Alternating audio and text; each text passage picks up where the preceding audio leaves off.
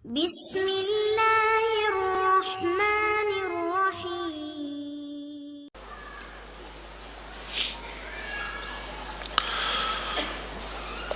Salah satu amalan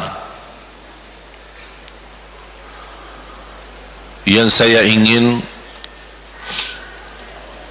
selain apa yang saya sampaikan, amalan ini mohon diberikan perhatian lebih banyak. Sederhana, mudah, tapi manfaatnya luar biasa. Amalan itu adalah bersalawat kepada Nabi Muhammad sallallahu alaihi wasallam.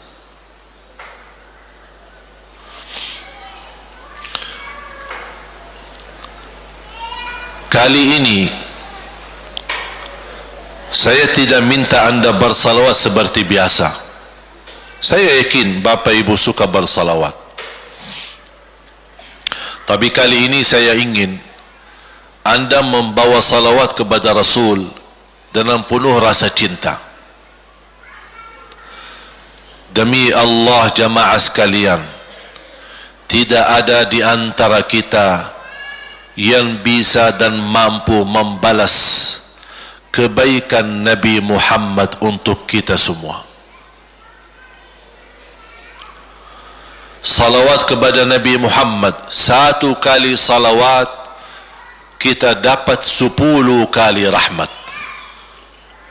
Ini baru satu kali, dapat 10 kali rahmat. Nabi Muhammad menjadi Nabi kebanggaan kita, rahmatan lil alamin, termulia akhlaknya. Yang paling mulia akhlaknya terhadap istrinya itulah Nabi Muhammad sallallahu alaihi wasallam. Setiap malam saya suka minta maaf sama istri saya. Saya sampaikan, mohon maaf, saya belum mampu menjadi semulia akhlak Nabi Muhammad sallallahu alaihi wasallam. Yang termulia akhlaknya terhadap istrinya Nabi Muhammad. Makanya kata Rasulullah di hadis yang sahih,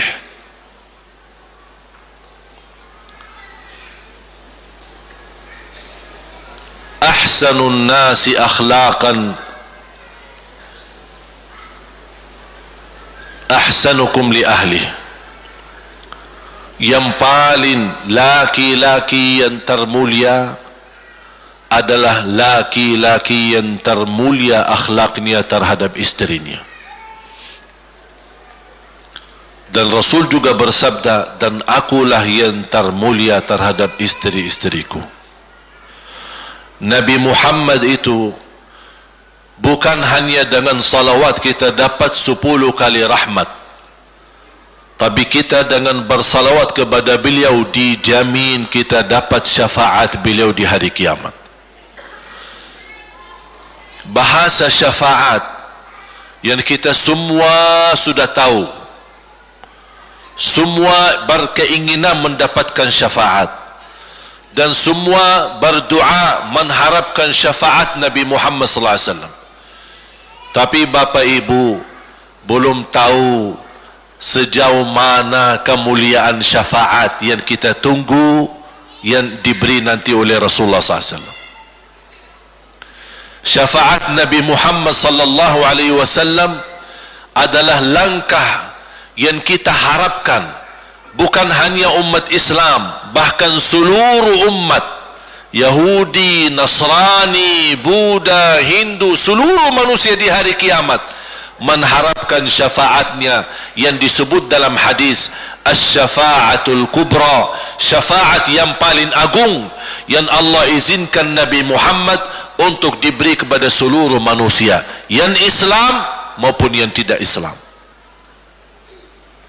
Karena di saat hari kiamat seluruh makhluk Allah subhanahu wa ta'ala, seluruh manusia, bahkan bangsa jin, semuanya berdiri habis dibangkit oleh Allah subhanahu wa ta'ala, semuanya berdiri di hadapan Allah menunggu hisab dimulai lebih dari 50.000 tahun. Bisa enggak terbayang? Berdiri berapa lama? 50.000 tahun. Dan semuanya keadaan laki dan perempuan sebagaimana baru dilahirkan. Bisa enggak Bapak Ibu terbayang? Sekarang mohon maaf, ibu-ibu yang begitu berjilbab, pakaiannya yang rapi dan sopan, Masya Allah, tertib, bersih, make up, cerah mukanya, bisa menarik perhatian. Betul enggak? Bagaimana di hari kiamat? Semuanya di satu tempat, disamakan, laki sama perempuan campur, dan semuanya dalam keadaan sebagaimana baru dilahirkan, tidak berpakaian apa-apa. Ketika Rasul menceritakan kepada Siti Aisyah pun kaget. Ya Rasulullah, laki dan perempuan sama-sama. Kefikiran Siti Aisyah kemana? Malu dilihat oleh orang. Apa kata Rasulullah SAW? Wahai Aisyah, di saat itu kesibukan manusia pandang kepada Allah Subhanahu wa taala, menunggu hisab lebih daripada kefikiran yang lain. Bisa enggak terbayang? Saya yakin tidak bisa terbayang. Mohon maaf, apapun kesibukannya, biarpun dahsyat yang menarik perhatian, tetap ada kesempatan masih cuci mata. Betul enggak?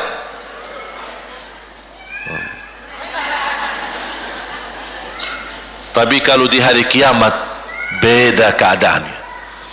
Apapun yang saya jelasin, tidak akan mungkin Bapak Ibu bisa bayangkan. Karena itu bukan dahsyat lagi, tapi di luar batas kemampuan kita. Makanya Siti Aisyah sebagai manusia wajar kalau terkejut. Ya Rasulullah, kami dan laki-laki sama-sama. Rasul maklumi fikiran Siti Aisyah sebagaimana memaklumi fikiran kita yang sama. Tapi ternyata kalau di sana beda. Makanya di saat itu belum lagi matahari didekatkan. Disebut dalam hadis mil, 1 mil. Di dalam satu hadis 1 mil adalah, kalau untuk dalam mata itu kan berapa ukurannya? Berapa senti ya? Sangat kecil. Betul? Kalau dalam bahasa Arab itu namanya mil. Berarti ukuran nanti di hari kiamat kita berdiri 50.000 tahun dan mataharinya dekat seperti ini. Di riwayat mil bukan yang itu maksud, tapi adalah ukuran perjalanan 1 mil. Kira-kira 1 mil cukup jauh? Sama. Kurang lebih berapa kilo? 1,5 kilo? Ya, kurang lebih 1,5 kilo. Sekarang jutaan kilometer kita merasa panas.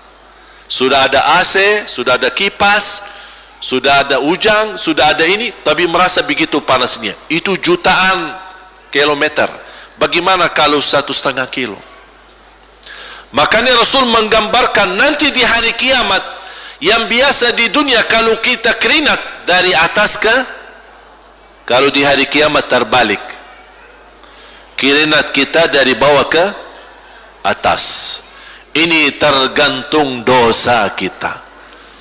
Kata Rasulullah, ada yang keringatnya sampai ke mata kaki, ada yang sampai ke lutut, ada yang sampai ke paha, ada yang sampai ke perutnya, ada yang sampai ke dadahnya, ada yang sampai ke lehernya, bahkan ada yang sampai merasa sudah sesak nafas.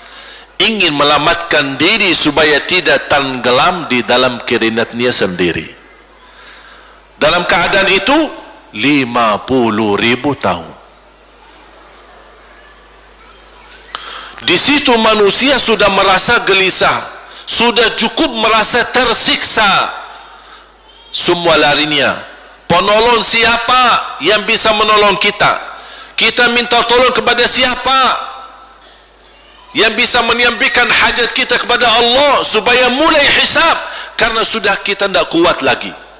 Semuanya larinya kepada Nabi Adam, Nabi Ibrahim, Nabi Nuh, Nabi Musa, Nabi Isa. Semuanya jawab yang sama, nafsi nafsi, Allahumma sallim sallim. Ya Allah, selamatkan diriku sendiri.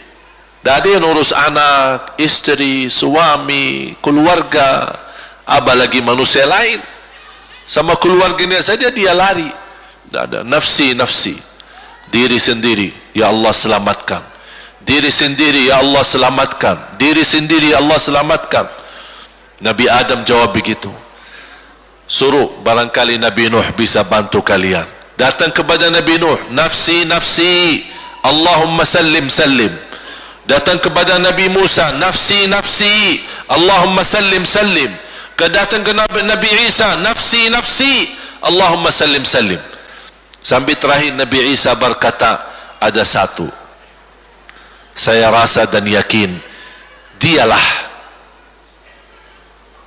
yang bisa memberi bantuan.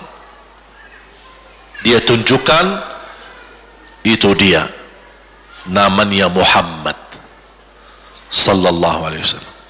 Bayangkan semua manusia ini aja sekarang yang masih hidup berapa miliar, kita tidak bisa dihitung berapa jumlah penduduk bumi. Bayangkan dengan umat terdahulu semua dikumpulkan dan semua menarah satu arah kepada Nabi Muhammad, minta tolong, ya Rasulullah, ya Muhammad, ya Habiballah, tolong syafaatkan. Barangkali dengan bantuanmu, doamu, syafaatmu bisa ini mulai dihisab supaya terselesai siksa yang kita hadapi. Begitu mereka datang, apa jawab Rasulullah SAW? Allahumma sallim sallim, ummati ummati, ya Allah selamatkan umatku umatku. Fikirannya umatnya, bukan istrinya, bukan anaknya, bukan orang tuanya, bukan siap, umatnya dia fikirkan. Kemudian dia sujud di hadapan Allah Subhanahu wa taala. Kata Rasulullah, di saat itu aku bersujud, Allah gerakkan lidahku untuk memuji Allah dengan kata-kata pujian yang tidak pernah makhluk pun sebelumnya sebutkan pujian itu. Artinya pujian yang Allah anugerahkan untuk Nabi Muhammad sebelumnya tidak ada satu makhluk pun yang bisa mengucapkan, hanya Nabi Muhammad, dan hanya di saat dia sujud di hadapan Allah di hari kiamat. Allah biarkan beberapa lama, habis itu Allah berkata, ya Muhammad, irfa' ra'sak wasal tu'ta washfa' tushaffa'. Ya Muhammad, angkatlah kepalamu dan silahkan minta apapun, aku berikan. Silahkan beri syafaat kepada siapapun, aku terima syafaatmu. Langsung dia berkata, ya Allah, kasihan manusia, mohon segera dihisab. Baru mulai dihisab, turun kitab-kitab. Ada yang mengambil kitabnya dengan tangan yang kanan, itulah bahagia. Ada yang mengambil kitabnya dengan tangan kiri, dia berusaha sembunyikan tangan kirinya karena dia malu kalau kitabnya diterima dengan tangan kiri. Dia sembunyikan tangannya yang kiri ke belakang, larinya buku amalannya ke belakang dan langsung nempel di tangannya. Tak ada yang bisa lari di hari itu. semua amalan, buku amalannya dibuka oleh Allah, dan akan Allah mulai menghisabkan kita satu persatu. Tidak ada kelompok-kelompok, tidak ada bendera, tidak ada ormas, tidak ada kelompok, tidak ada pimpinan, masing-masing. Benderanya kita apa? Buku amal. Dan Allah manggil kita bernama satu-satu. Ibu, sini. Datang. Kata Rasulullah sallallahu alaihi wasallam, yuhasibullahu al-abida laisa bainahu wa bainahu turjuman. Allah akan hisab hamba-hambanya satu demi satu, bersatu-bersatu, dan tidak ada penerjemah. Jadi tidak bagi terjemah, translate. Ya Allah, saya tidak mengerti bahasa Arab, saya tidak mengerti bahasa, ya Allah, gimana ini, saya butuh translate atau benacara supaya bisa bantu saya lulus dari hukum. Tidak ada. Yang hakim Allah, keputusannya Allah, yang menentukan Allah, mahkamah yang dikuasai Allah, hamba di hadapan Allah, saksi semua, tangan saksi, mata saksi, lidah saksi, kaki saksi, buku amal saksi, malaikat saksi. Bagaimana kita mau lari? Ditanya oleh Allah, hei hambaku, ingat enggak di malam itu, di tempat itu, kamu berlakukan dosa itu? Seorang hamba yang masih memiliki iman, dia merasa dan ingat, dan dia merasa malu, dia tunduk kepalanya. Kata Allah, malu ya, malu. Tunduk, ya malu ya Allah, malu, malu. Dan subhanallah, tanda rahmat Allah, ketika Allah bertanya dengan kita, tidak ada orang lain yang bisa lihat. Supaya apa? Supaya hisab kita di antara kita sama Allah tidak terbocor kepada orang lain, supaya tidak malu sama orang lain. Allahu Akbar. Habis kita sudah raku diri, ya Allah, saya ingat dan saya rasa salah dan saya malu.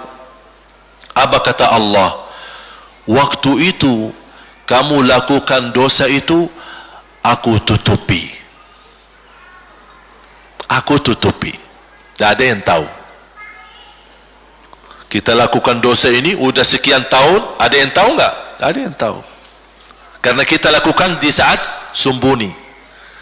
Kata Allah, di saat itu kamu lakukan dan kamu tahu itu dosa, tapi aku tutupi supaya kamu jangan menjadi malu di depan keluarga atau di depan sahabat. Aku tutupi. Dan aku sekarang sudah menutupi dosamu di dunia, dan sekarang aku hapuskan dan ampuni dosamu di akhirat. Allahu Akbar. Disitulah terasa anugerah ampunan Allah yang maha kuasa. Dan Allah di saat itu mampu menghukum kita. Dan kalau Allah menghukum kita, Allah tidak pernah menzalimi kita. Justru itu keadilan Allah.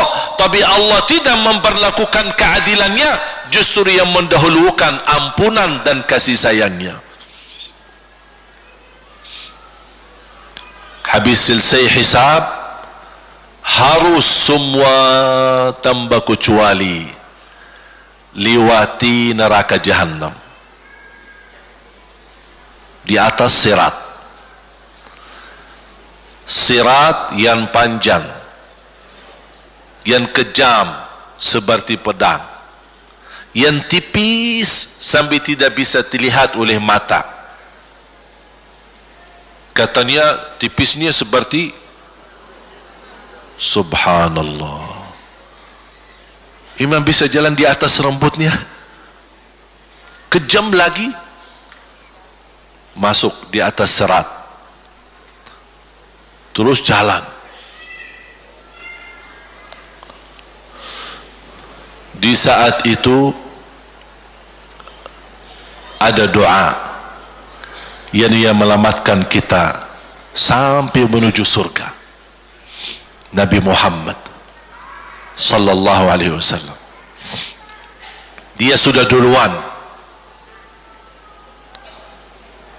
Kalau Sayyidina Abu Bakar berjalanan di atas sirat disebutkan 100 tahun.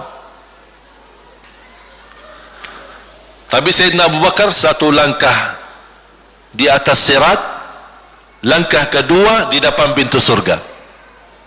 Dahsyat. Ini Sayyidina Abu Bakar seperti itu. Bagaimana Rasul? Rasul sudah menunggu di depan. Mulai manusia satu persatu jalan di atas sirat. Dan Rasul di saat itu sibuk berdoa, Allahumma sallim sallim, ya Allah selamatkan umatku, ummati ummati, ummati ummati, sampai mereka terselesai. Sampai di situ saja. Sebelum masuk surga ada berita gembira untuk umatnya Nabi Muhammad sallallahu alaihi wasallam. Tidak boleh ada yang masuk surga harus berjumpa dengan beliau dulu, pertama muka, dan disediain minum yang disebut air Al-Kautsar, dan di situ banyak gelas, tinggal kita ambil gelas dan minum. Begitu kita mau ambil gelas dan minum, datang Rasul, jangan kamu minum langsung dari tanganku sendiri. Barang siapa yang minum dari tanganku tidak akan haus selama-lamanya. Allahu Akbar. Di situ terasa kemuliaan. Begitu kebahagiaan kita bertemu dengan Nabi Muhammad dan bisa langsung minum dari tangan Nabi Muhammad sallallahu alaihi wasallam. Bukan hanya begitu saja, bahkan Nabi Muhammad memegang tangan kita, mengajak kita masuk 8 pintu surga. Ada 8 pintu. Rasul bersabda, satu pintu luasnya seperti antara langit dan bumi. Satu pintu antara langit dan bumi luasnya. Dan kata Rasulullah, di saat itu akan manusia gesa-gesaan untuk masuk surga. Itu tanda apa? Banyak yang akan masuk. Mudah-mudahan kita terhitung dari yang banyak. Begitu ahli surga masuk, kira-kira Rasul berhenti? Ahli surga sudah masuk, sudah aman? Tidak. Rasul balik lagi, keluar dan menuju dari langkah sirat yang pertama, melihat ada enggak ternyata ada di antara umatnya yang tersisa, yang dosanya terlalu banyak, gesa-gesaan di jalan, merangkak di jalan sampai jatuh di dalam neraka. Rasul mana mereka? Masuk ke neraka. Kata Allah subhanahu wa ta'ala melihat keadaan Nabi Muhammad SAW, apa yang dibutuhkan lagi? Kata Rasul, ya Allah, saya tidak akan puas masuk surga sampai hamba-hambamu yang ada di neraka, umatku, diselamatkan. Allah subhanahu wa ta'ala mengizinkan Nabi Muhammad keluarkan dari neraka. Dia keluarkan. Sudah cukup ya Nabi Muhammad? Tidak cukup ya Allah, masih ada lagi. Diambil lagi, dikeluarkan, diambil lagi, dikeluarkan. Artinya dari umat Nabi Muhammad yang masih banyak dosanya, yang masih banyak kelewatannya sama Rasulullah, yang tidak pantas memberi kemuliaan kepada Rasulullah SAW, dapat pula syafaatnya Nabi Muhammad. Yang tidak pernah memberi tanda sayang dan cinta kepada Rasul, dapat rasa sayang dan cinta Nabi Muhammad SAW. Sambil kata malaikat Jibril, demi Allah saya melihat Nabi Muhammad mengambil manusia dari neraka Jahannam, diselamatkan dari siksa dan membawa mereka ke surga Kata malaikat Jibril, sambil aku kira tidak ada lagi yang tersisa di neraka Jahannam, saking banyaknya yang dikeluarkan oleh Rasul. Itu syafaat Rasul sallallahu alaihi wasallam. Oleh karena itu jamaah sekalian, ini yang saya ceritakan. Saya mohon kalau anda lagi bersalawat, ingat itu semua.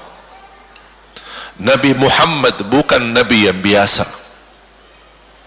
Nabi Muhammad adalah Nabi yang penolong kita nanti di hari kiamat. Seandainya kita masuk neraka Jahannam, masih ada harapan kita dapat syafaat Nabi Muhammad sallallahu.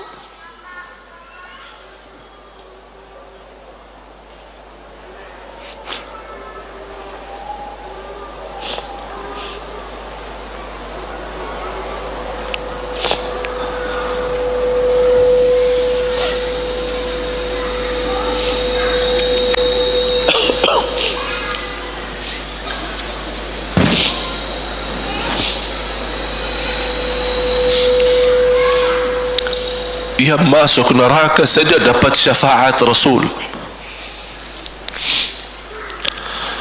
Jadi sejauh mana kita bisa mencintai beliau, sejauh mana kita minat mempelajari kehidupan beliau, sejauh mana kita mengenal sunnah-sunnah beliau.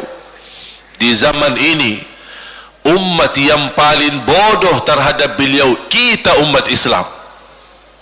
Kita umat Islam banyak hal yang tidak tahu tentang beliau, tidak tahu bagaimana berjuangan beliau, bagaimana doa beliau untuk kita, bagaimana kesedihan beliau kalau ada di antara kita yang kena musibah atau keburukan, apalagi masuk neraka.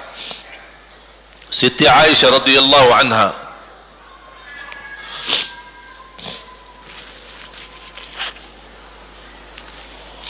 Siti Aisyah radhiyallahu anha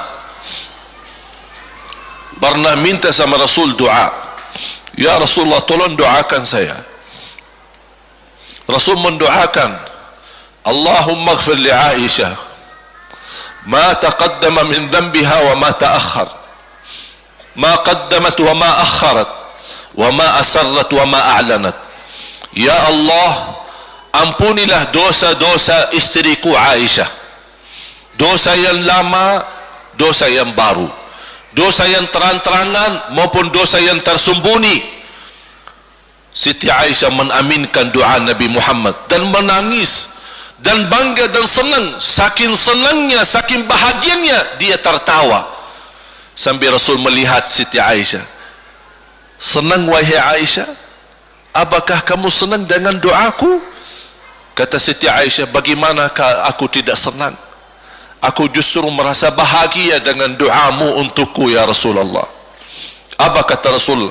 Ketahuilah wahai Aisyah, ketahuilah doaku yang baru ini untukmu, itulah selalu doaku untuk umatku di setiap salat. Itu doa Nabi kita buat kita. Setiap beliau salat mendoakan kita, ya Allah ampuni dosa umatku, dosa yang lama, dosa yang baru, dosa yang sembunyi, dosa yang terang-terangan. Setiap salat itu doa Nabi kita Nabi Muhammad SAW untuk kita semua. Apa yang diminta oleh Rasul? Rasul tidak minta banyak dari kita. Salah satu yang diminta oleh Rasul dan memohon, satu itu berbanyak, itu satu-satunya yang Rasul minta banyak. Selain itu Rasul tidak pernah minta banyak. Satu-satunya Rasul minta banyak. Apa? Salawatlah kepadaku, berbanyaklah salawat kepadaku. Mengapa Rasul minta berbanyaklah salawat kepadaku? Kenapa tidak minta amalan yang lain untuk dibanyakkan salawat atau amalan yang lain? Mengapa hanya salawat? Rasul berpesan berbanyaklah salawat kepadaku, karena Rasul tahu dengan kita berbanyak salawat kita akan dijamin dapat syafaat beliau, dan itulah beliau yang diinginkan. Bukan hanya dapat syafaat, Bahkan Rasul sendiri bersabda, aqrabukum minni majlisan yaumal qiyamah, yang paling dekat kepadaku hari kiamat yang paling banyak salawat kepadaku.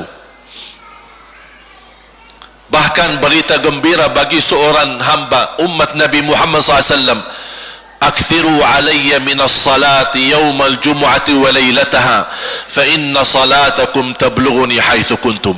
Ini keistimewaan khusus, kelebihan amalan yang utama, bahkan yang terutama di hari Jumaat dan di malam Jumaat, fokus hanya bersalawat kepada Rasul. Mengapa? Karena Rasul yang berpesan, Rasul yang minta. Rasul berpesan, berbanyaklah salawat kepadaku malam Jumat dan hari Jumat. Mengapa ya Rasulullah khusus hari Jumat dan malam Jumat? Karena salawat kalian Allah sampaikan kepadaku. Kata guru saya, barang siapa yang ingin Rasul kenal dengan dia, berbanyaklah salawat kepada beliau, karena langsung nama kita akan sampai. Ya Rasulullah, ini salawat bapa dan ibu dari Bandung, kan sampai. Ada riwayat, ada malaikat khusus tugasnya setiap kita bersalawat dibawa kepada Rasulullah sallallahu alaihi wasallam. Allahu akbar. Bahkan ada orang bertanya kepada guru saya, Syekh Muhammad ibn Mukhtar Asy-Syanqiti, dan beliau masih hidup. Subhanallah, ketika di salah satu pertanyaan di majlis ta'lim di Masjid Nabawi, ada orang bertanya, mana yang lebih diutamakan di hari Jumat? Banyak baca Quran atau banyak salawat? Kita milih yang mana? Beliau menjawab dengan jelas, dengan tegas, di hari Jumat dan malam Jumat lebih utama banyak salawat daripada banyak baca Quran. Mengapa? Karena kata beliau, karena itulah permintaan Rasul sendiri, berbanyaklah salawat kepadaku di hari Jumat dan di malam Jumat. Dan banyak riwayat yang lain. Kalau saya sebutin manfaat, keutamaan salawat kepada Rasul, lebih daripada 100 manfaat. Menghilangkan kesusahan, memberi kemudahan lunasi hutang, menyembuh penyakit, menjamin ampunan dosa, mendapat 10 rahmat, mendapatkan syafaat Rasul, posisi kita semakin mulia. Setiap kali kita salawat semakin naik darajat kita. Barang siapa yang salawat kepadaku 10 kali, dapat 10 kebaikan, dapat 10 rahmat, dihapus 10 kejahatan, dan naik 10 darajat, dan di akhirat dapat syafaatku. Luar biasa. Hadis yang terakhir, Ubay bin Ka'ab radhiyallahu an berkata, ya Rasulullah, aku suka berdoa. Karena salawat, arti salawat adalah doa. Arti salawat, doa. Ya Rasulullah, aku suka berdoa. Berapa dari doaku saya jadikan untukmu?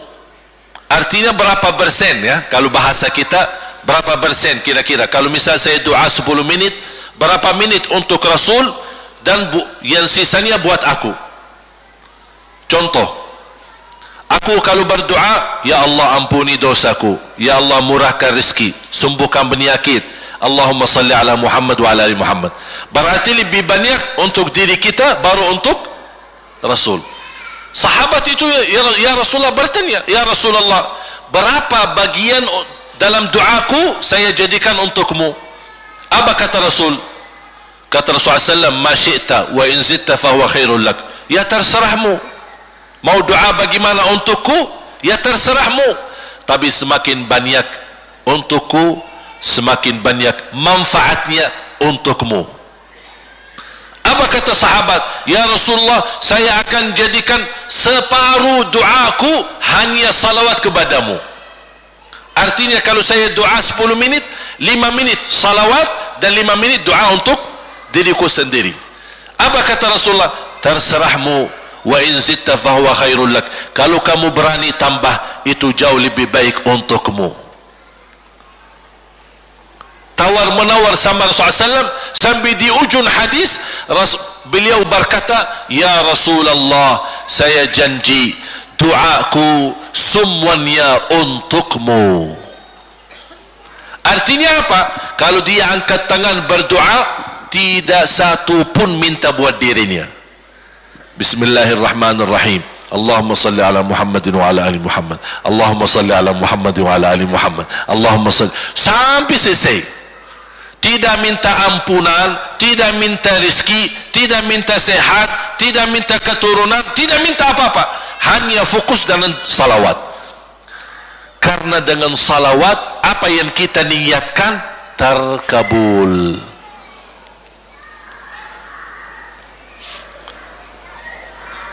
Saya dapat